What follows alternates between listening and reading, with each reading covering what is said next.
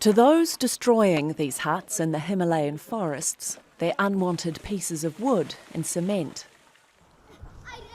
But to the Bakarwal and Gujjar, the Muslim nomadic tribes who lived here, they're home, at least for 6 months a year, as they move between the forests and mountainous pastures with their herds of goats and sheep.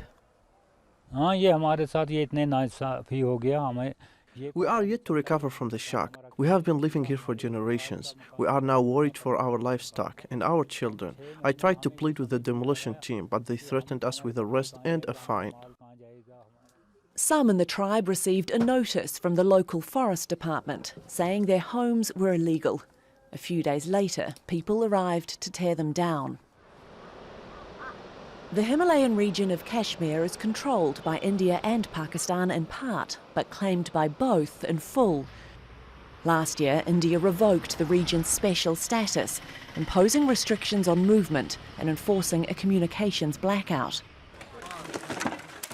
Critics say the government wants to change the demographic of the Muslim-majority region and is carrying out the demolitions to do that.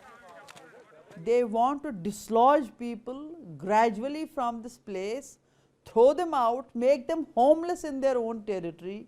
So settle non-Kashmiris, Indians there, and that will facilitate their agenda of completely Hinduizing Kashmir.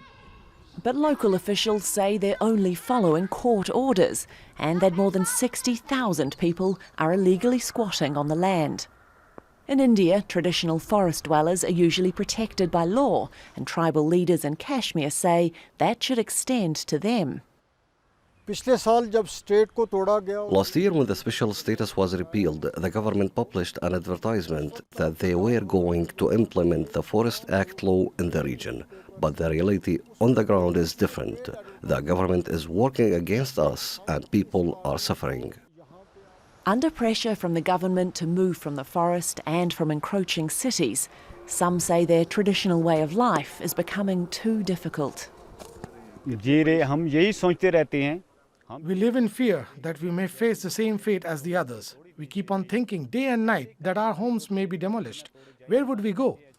For generations, they've led a nomadic lifestyle, but that could soon become a thing of the past.